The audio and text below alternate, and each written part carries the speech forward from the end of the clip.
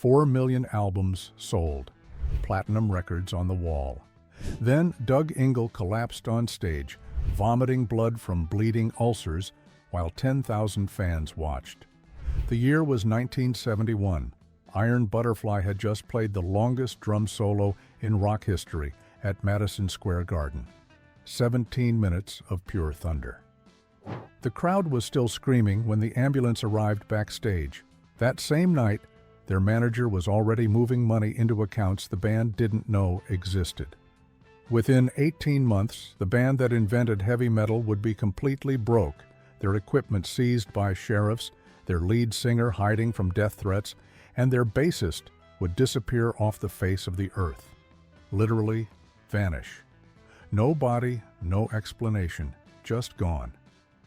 This is the story of how Iron Butterfly went from commanding $50,000 per show to playing dive bars for beer money, how they sold 4 million albums but never saw a cent, how their 17-minute masterpiece In-A-Gadda-Da-Vida made everyone rich except the men who created it. The drummer was 25 years old when he realized they'd been systematically robbed for 3 years straight. The contracts they signed in 1968 gave away 90% of everything: publishing, touring, merchandise, even their own goddamn name. By the time lawyers explained what they'd done, it was too late. The money was gone, the brotherhood was dead, and the music that changed rock forever had destroyed every single person who created it. San Diego, 1966. Dead of winter in a beach town where nobody had money and everybody had dreams. Doug Ingle was sleeping in his 1959 Plymouth, waking up to cops tapping on the window with nightsticks. He'd been kicked out of his apartment for playing organ too loud. The landlord kept his Hammond B3, said he'd sell it to cover back rent. That organ was worth more than Doug had made in 2 years of playing dives and strip clubs. He was 21 years old, eating 1 meal a day, usually peanut butter straight from the jar. His father had been a church organist who died when Doug was 12, left him nothing but muscle memory for Bach fugues and a desperate need to make sound that mattered. The other guys weren't doing much better. Danny Weiss was pawning his guitar every Monday, playing gigs all week to buy it back by Friday. Ron Bushy was dealing blackjack at an illegal casino in Tijuana, driving back across the border at 4 in the morning to make rehearsals. They called themselves Iron Butterfly because it sounded heavy and light at the same time, beautiful and industrial, like the sound they heard in their heads but couldn't afford to create. They rehearsed in an abandoned warehouse near the naval base, running extension cords from a streetlight to power their amps. The cops came twice a week. The band always came back. Subscribed to learn how poverty shaped the sound that would conquer the world. January 1967, they're living on $40 a month in a house with no hot water. 4 guys, 1 room, mattresses on the floor. They'd been together 6 months and made exactly nothing. The Galaxy Club on Sunset Strip offered them a residency, $25 a night, 4 sets from 9 until 2 in the morning. They loaded their equipment into Danny's dying Ford van, drove 8 hours north with no spare tire, praying the engine wouldn't explode. First night at the Galaxy, 17 people showed up. Second night, 12. The owner said, "Play louder, play longer, play anything to keep people drinking." So they did. They stretched songs to 10, 15, 20 minutes. Not because they were artists exploring the boundaries of rock, because they only knew 40 minutes of material and needed to fill 4 hours. Doug would play organ solos until his fingers bled. Ron would pound drums until his hands went numb. They discovered something in those marathon sessions. Time could dissolve. Music could become meditation. Heavy could become hypnotic. 3 months into the residency, record labels started showing up. Atlantic Records offered them a deal that seemed impossible. $10,000 advance, studio time, distribution. Doug signed without reading past the first page. They all did. Desperate people don't negotiate. They survive. The contract gave Atlantic everything: publishing rights, mechanical rights, performance rights. The band kept 18% of wholesale, which meant about 30 cents per album, split 4 ways, 7 cents each, per album. But they didn't know that yet. June 1967, they entered the studio owing money before they recorded a single note. The advance was already gone. Rent, food, fixing the van, new strings, drumsticks, everything cost more in Los Angeles. The producer kept saying they needed something special, something nobody had heard before. They'd been working on this one riff, a bastardization of Doug's church music mixed with Danny's blues and Ron's jazz drumming. In rehearsal, they called it In-A-Gadda-Da-Vida. It was supposed to be in the Garden of Eden, but Doug had been drinking wine all afternoon and slurred the words. The producer heard them run through it once, all 17 minutes of raw, hypnotic power. He said, "Do it again, exactly like that, but record it this time. One take. No overdubs, no fixes. 17 minutes and 5 seconds of pure creation." When they finished, Doug's hands were shaking. Ron's shirt was soaked through with sweat. The engineer said he'd never heard anything like it. Neither had anyone else. The label executives said it was too long for radio. Who would play a 17-minute song? They wanted to cut it down to 3 minutes. Doug threatened to burn the master tapes. They compromised. Full version on the album, edited version for radio. The single came out in July 1968. By August, it was climbing the charts. By September, they were playing to thousands. By October, they couldn't walk down Sunset without being recognized. Success hit like a sledgehammer to the skull. The album exploded, number 4 on Billboard. Stayed on the charts for 140 weeks, almost 3 goddamn years. They were selling 50,000 copies a week. The 17-minute version became the most requested song on FM radio. DJs would play it and take bathroom breaks, smoke breaks, sometimes leave the building entirely. It didn't matter. Kids were buying the album just to hear the full version, to own it, to play it in their bedrooms with headphones on and disappear into the sound. Iron Butterfly was commanding $30,000 per show, then 40, then 50. They played the Fillmore East, the Forum, Madison Square Garden. 20,000 tickets sold in 6 hours. Doug bought a house in the hills. Ron got married to a model. Danny bought a Ferrari. They were 25 years old and conquering America. But the money wasn't adding up. $50,000 per show. 30 shows in 3 months. That's $1.5 million. The band was getting checks for $40,000 total. Where was the rest? Their manager, a former DJ named Don Arden, said expenses, travel, crew, equipment, promotion, standard deductions, industry normal. "Trust me," he said, "you're getting rich. Focus on the music." But Doug wasn't sleeping. He was doing 3 grams of cocaine a day just to stay functional.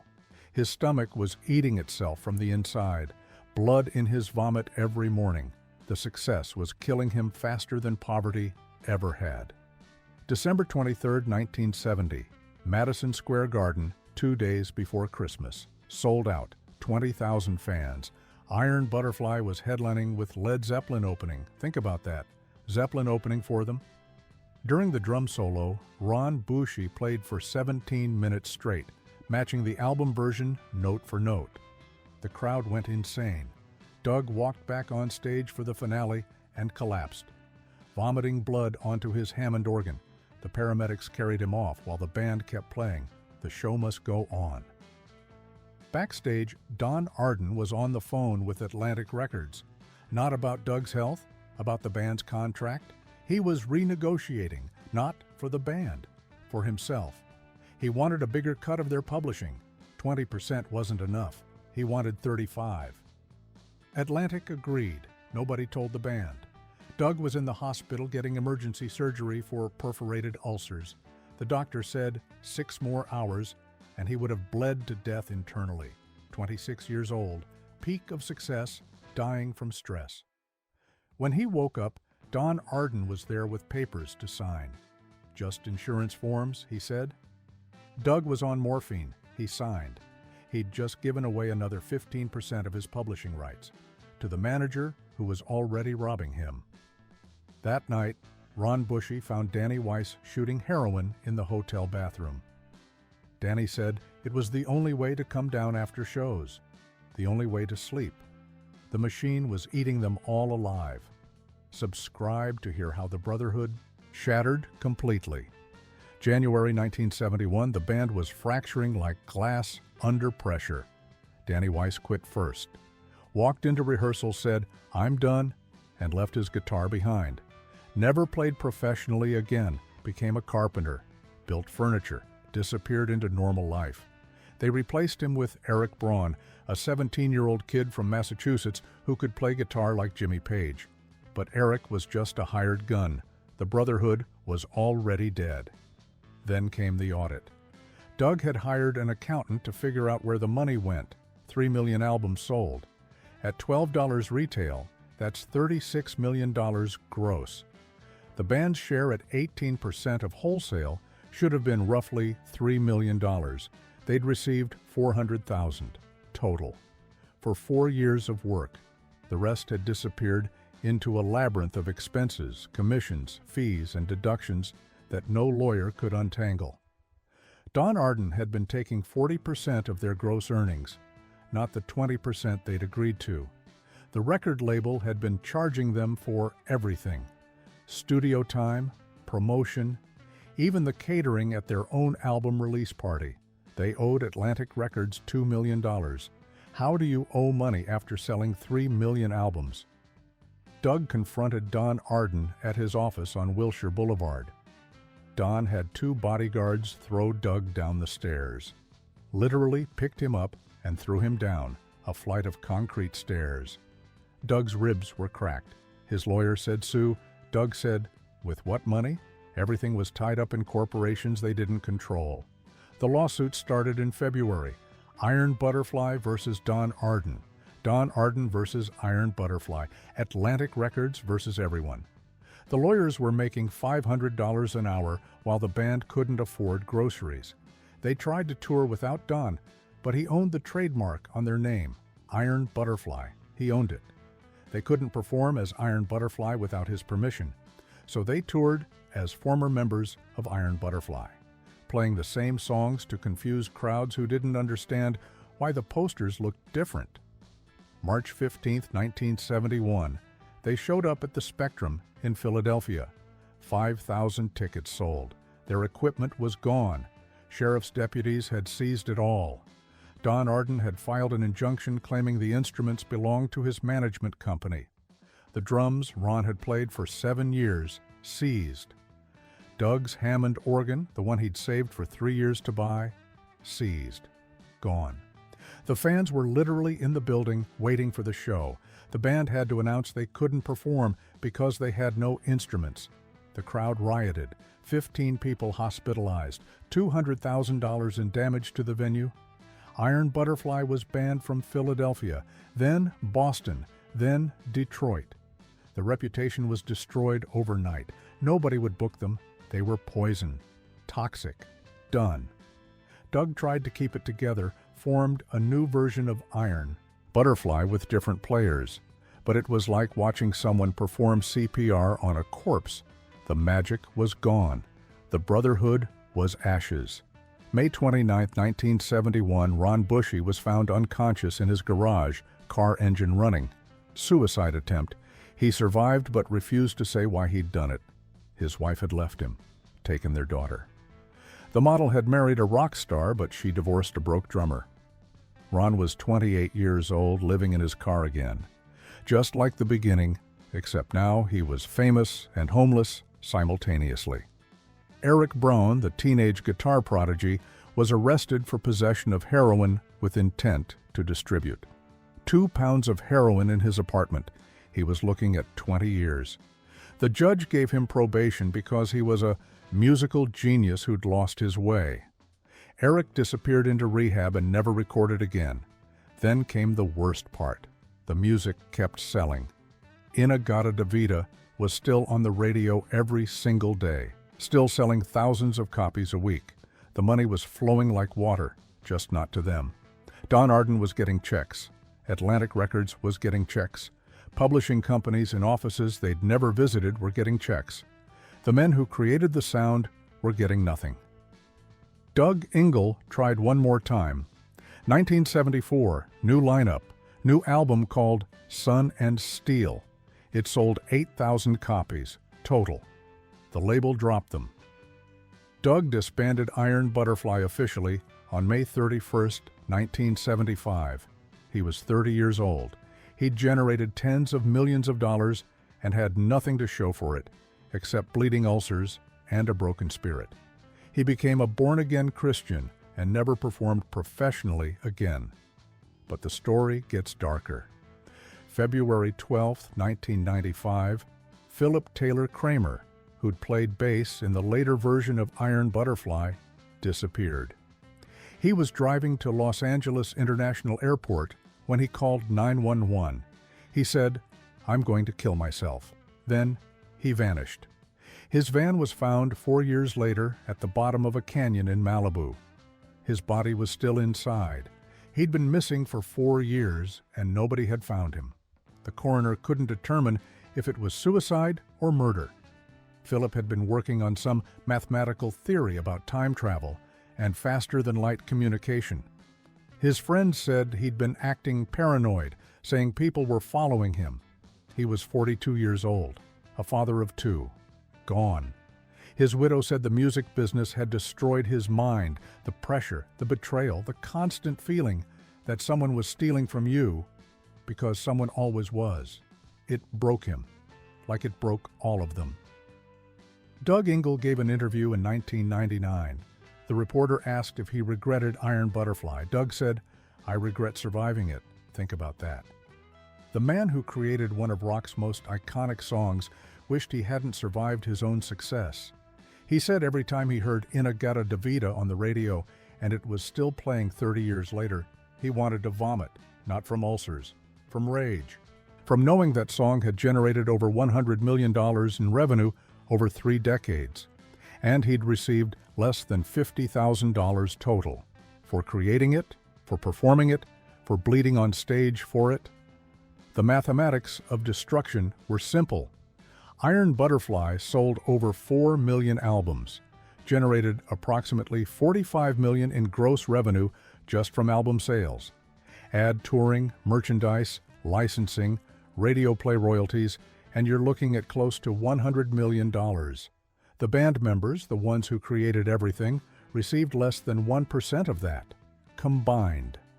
Don Arden died in 2007, worth approximately $70 million. He managed other bands after Iron Butterfly, Black Sabbath, Electric Light Orchestra. He destroyed them all the same way. Contracts they didn't understand, deductions they couldn't track, money that vanished into offshore accounts. But Iron Butterfly was his masterpiece of theft. He didn't just steal their money, he stole their name, their instruments, their future. He owned In-A-Gadda-Da-Vida until the day he died. Every time it played on classic rock radio, pennies dropped into his account. Pennies that added up to millions. While Doug Ingle was working construction to pay rent. While Ron Bushy was teaching drum lessons for $20 an hour. While Danny Weiss had disappeared completely. While Philip Taylor Kramer was dead at the bottom of a canyon. The music outlived the men, but the money outlived them all. Atlantic Records was sold to Warner Brothers for $500 million. Part of that value was their catalog, including Iron Butterfly, including the 17-minute song that changed rock history. The corporations got rich, the lawyers got rich, the managers got rich, the creators got nothing. Today, Ron Bushy is the only original member still performing. He tours with a version of Iron Butterfly that plays county fairs and casino lounges. Maybe 200 people show up. Tickets are $20. He's 79 years old, playing the same drum solo he played at Madison Square Garden when Led Zeppelin opened for them. Except now he's opening for tribute bands, cover bands playing songs by bands who opened for Iron Butterfly 50 years ago. The circle of humiliation complete. Doug Ingle hasn't performed since 1975. He lives in Oregon, refuses interviews, won't discuss the music. His son plays in an Iron Butterfly tribute band. Think about that. the son covering the father's songs because the father can't bear to play them himself. Danny Weiss is 75, building custom furniture in California. He says he doesn't own any Iron Butterfly albums, can't listen to them, makes him physically sick. Eric Braun died in 2003 from heart failure. He was 52, died broke in Los Angeles, the city where he'd once been a teenage guitar god. His obituary mentioned Iron Butterfly. That's all he got. A mention. The music still plays every day on classic rock stations across America. In-A-Gadda-Da-Vida has been streamed over 300 million times on Spotify. Each stream generates fractions of pennies that go to Atlantic Records, to publishing companies, to the estate of Don Arden. The creators see nothing. They signed it all away in 1967 when they were desperate kids who just wanted to play music. Subscribe to understand how this keeps happening. The tragedy of Iron Butterfly isn't unique. It's the template, the blueprint for how the music industry destroys the very people who create its product. Desperate young artists sign anything to get their shot. Managers and labels know this. They count on it. The contracts are designed to look like opportunity while being structured as theft.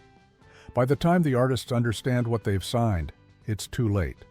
The money is gone, the rights are sold, the name belongs to someone else. They can't even perform their own songs without permission from people who never wrote a note, never stood on stage, never bled for the music.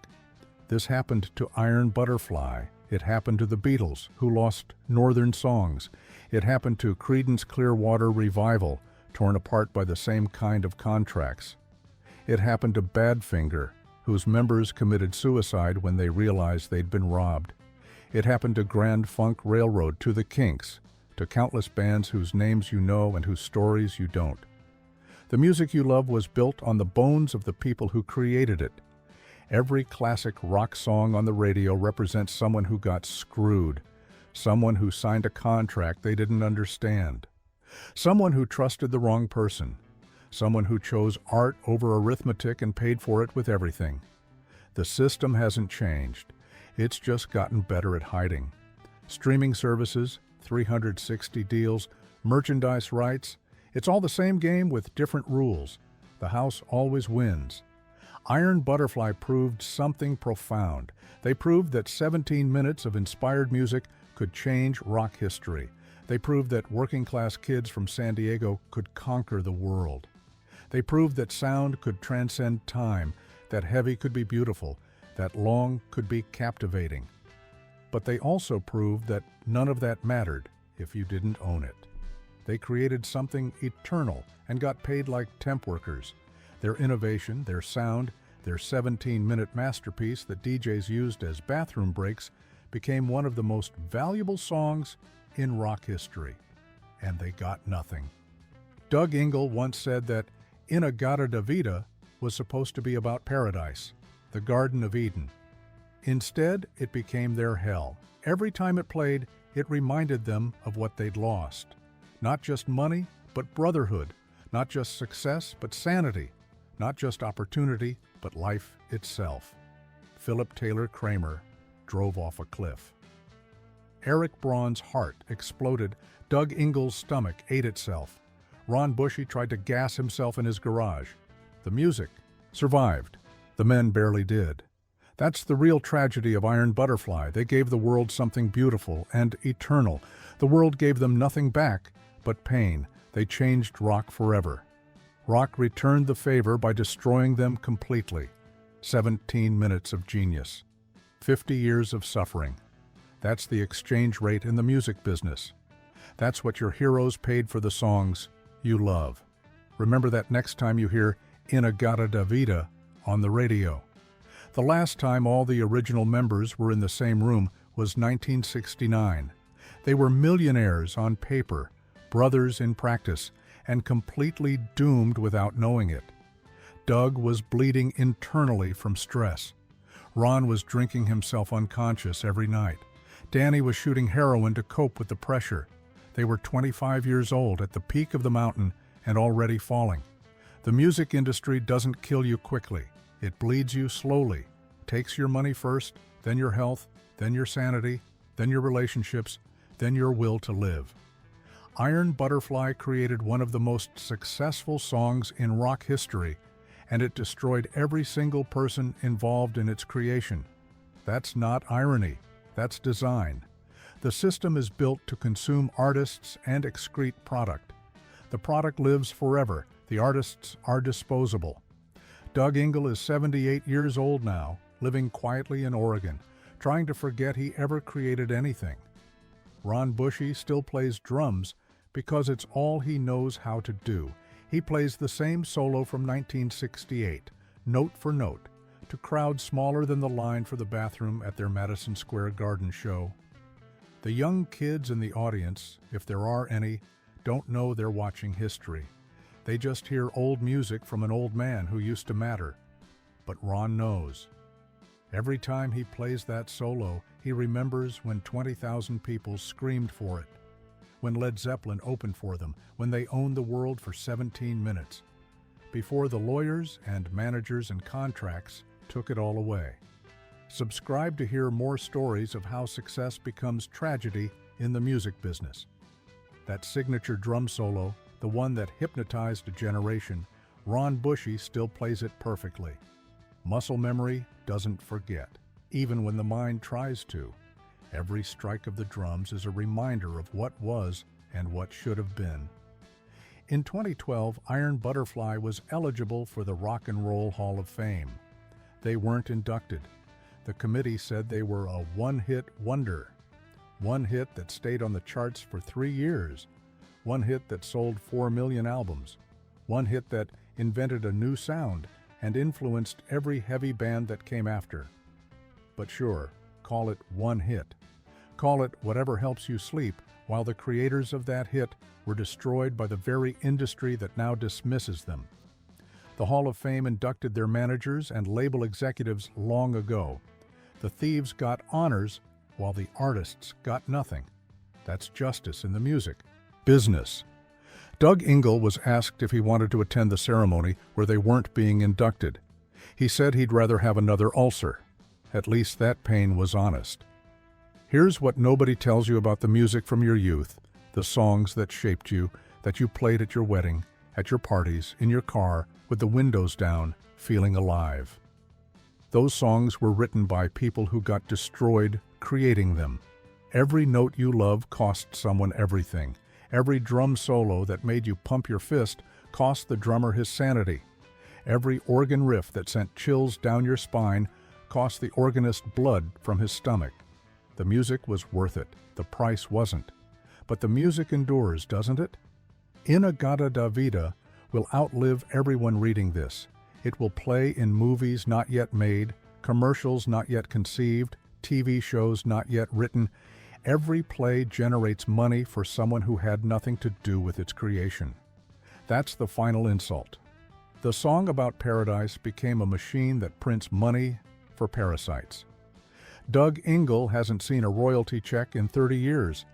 The publishing company sends them to an address that doesn't exist, returns marked undeliverable, and keeps the money. Legal? Absolutely. Moral? You decide. The teenagers who formed Iron Butterfly in 1966 wanted to change rock music. They succeeded beyond their wildest dreams. They just never imagined that success would cost them everything: money, health, sanity, brotherhood, life itself. They gained the world and lost their souls, not metaphorically, literally. Philip Taylor Kramer's soul left his body at the bottom of that canyon. Eric Braun's soul left at 52 when his heart exploded. The rest are walking ghosts, haunted by a 17-minute song that plays forever while they fade away. That's the price of creating something eternal. You trade your life for immortality, but the immortality belongs to the music, not the musician. Iron Butterfly proved that 4 kids from nowhere could create something that shakes the world. They also proved that shaking the world doesn't mean you get to keep any of it. The world takes what it wants and leaves you with memories and medical bills. Subscribe now to hear the dark truth behind every band you've ever loved. Because this isn't just Iron Butterfly's story, this is the story of rock and roll itself. the beautiful music and the ugly business, the eternal songs and the disposable souls who created them, the paradise they promised and the hell they delivered. Every classic rock song on your playlist is a gravestone for someone's dreams. Remember that. Honor that. And understand that the music you love exists because someone you never met paid for it with everything they had. Iron Butterfly gave us 17 minutes that changed rock forever. The least we can do is remember it cost them their lives. Not all at once, but piece by piece, year by year, betrayal by betrayal, until nothing was left but the music and the ghosts of the men who made it. That's the rise and fall of Iron Butterfly. From 4 million albums sold to playing county fairs, from Madison Square Garden to the bottom of a canyon, from brotherhood to lawsuits, from paradise to hell, from In-A-Gadda-Da-Vida to I'm going to kill myself. 17 minutes of perfection, 50 years of pain. That's rock and roll, baby. That's the price of the soundtrack to your youth. Beautiful music, ugly truth.